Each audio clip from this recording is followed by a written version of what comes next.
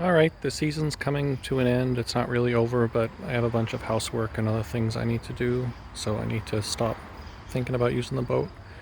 I'm going to put it away, but before I do, I thought I'd do a little something about raising the mast with the CDI furler, and I guess everybody has their own way of stepping the mast and making it easy on themselves.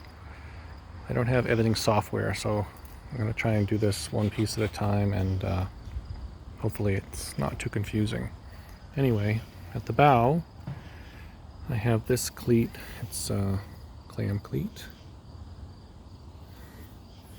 with the pulley, and it's attached to the forward position with a Vectran loop, and it has that length because when it's up you'll see it clears the furler. And then I have a thimble, and I put a eye there, and then of course that runs all the way up to the top of the mast. You also see that the Dyneema doesn't really hold that well with a cleat like this, so I have put a piece of double braid at the point where it will need to grab it. Alright, so that's the bow. And then up here at the top of the mast, I have a Ronstand shock and another Vectran loop. And that's connected to the mast head up there. And that gives me the 2-to-1 purchase when I raise the mast. Alright, so I'm using the CDI Flexi Foil Furler. This is the top, and what it does is it just spins around the forestay to furl the sail. And the halyard is built in right there. That's the head of the sail. And the line runs up inside the track, which is the opposite side from the track that the sail runs in, which is on this side. And it's all furled around, and I have a cover that's on it, and just stores right on there. Okay, so here's the mast, all ready to be stepped. It's in its cradle. This is the lifting line that goes all the way to the top. Comes, of course, right down to the pulley at the bottom. And then the line comes back here to the cleat from the furler. And you can see the piece of double braid that's here. And when I raise it, of course the line will get shorter, and this piece of double braid will lock into the clam cleat at the bottom. The other piece is that, like I said, I have this cover that I made so I could leave the furled foresail on the mast for storage, and I leave the cover on the bottom when I'm raising it because otherwise the furler marks up the deck, and it can go flopping all over the place. So I still have it attached here at the base of the mast, which of course is already in the step. And I'm just gonna push her up and then pull the line tight.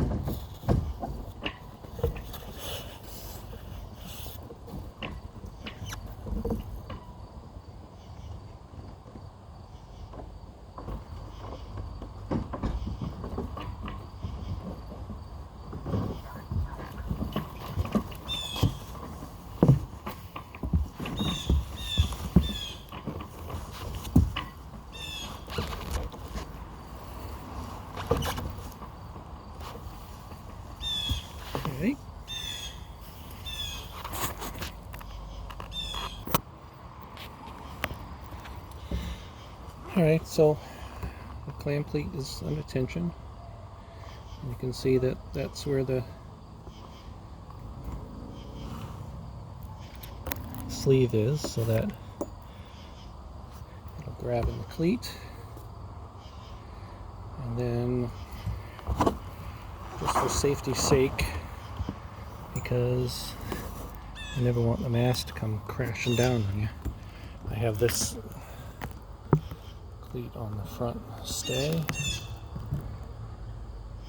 and I just wrap it around there a couple times to make sure it doesn't come loose on me when I'm putting the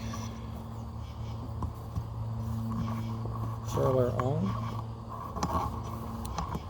And then if I was sailing, I would coil this all up and put it nice and neat, but we're just demonstrating today.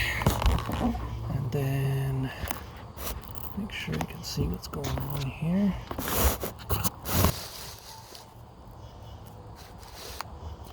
So the furler goes on the back, which is also also the forestay, as what I said. And yeah, it's a CDI. So it's got the pin right there. Let me just pull it out. And because it's tensioned already, it's really no problem at all to just stick it on.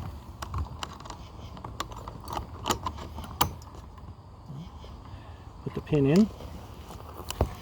Put the locking cotter pin on it, and then it's just a matter of releasing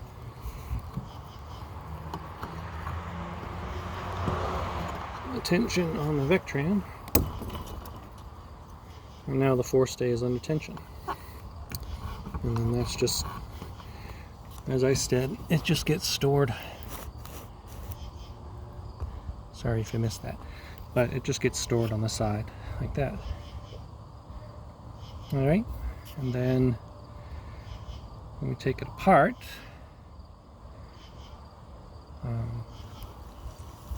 done the opposite way, so I'll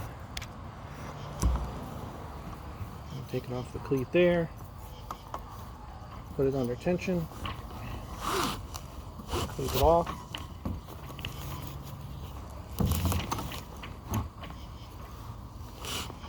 Just put it there for safety. Now,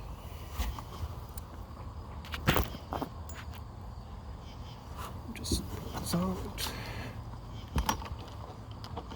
Nice and easy, no tension.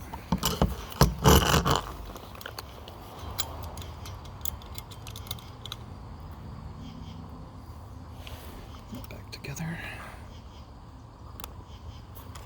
Okay.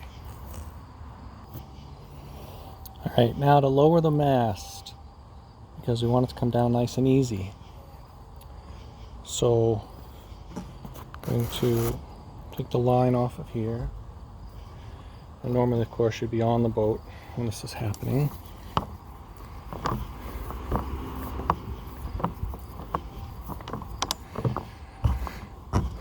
So that's the line. See if I can capture this or not, but so we take the line and we go around the back and then around the front, so it makes that crisscross pattern, if you can see. Do it again. So it's coming out of the cleat right there. It's going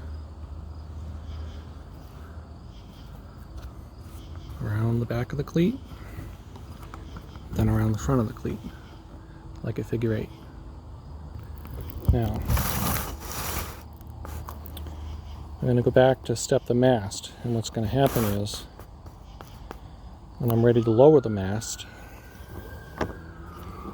I'm going to pull the line.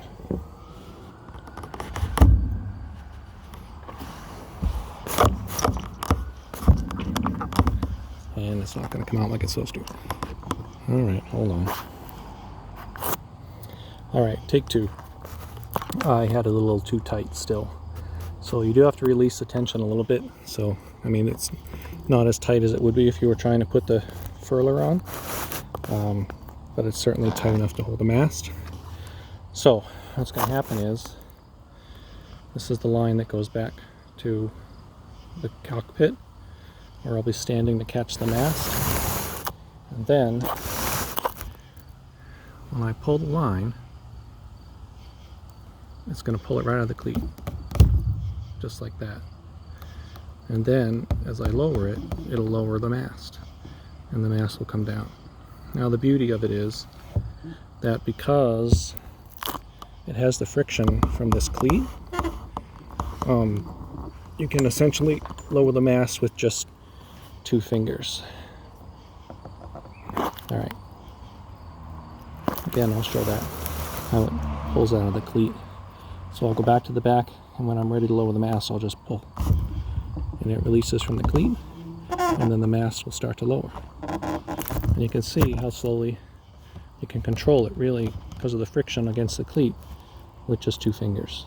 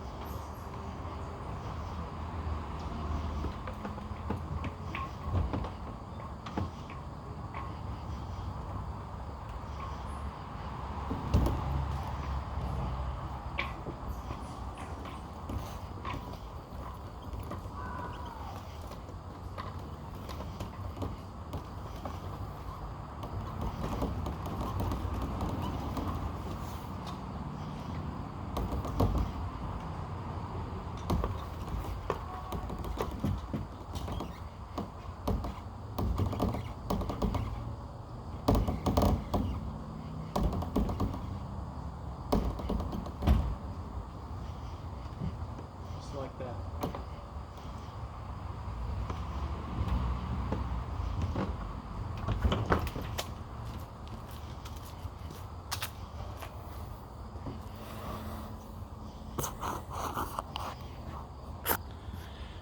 All right, once more to see how the mechanism works.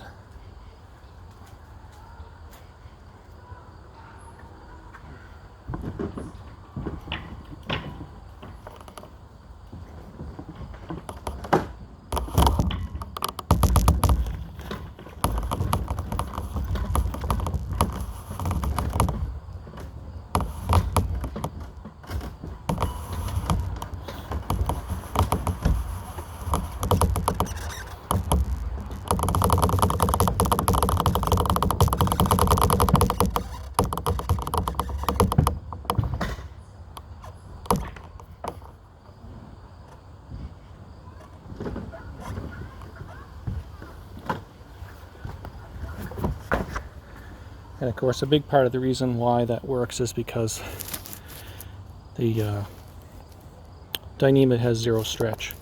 So it doesn't bounce on the way down, it just stops.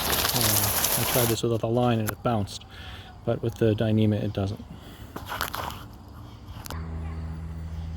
Alright, I hope that was informative. I'm going to put Eowyn away now for the winter, and hopefully next year I'll have a little more sailing, less capsizing and groundings, and hopefully a few more additions. I've got some ideas about things I'd like to do. Alright, thanks.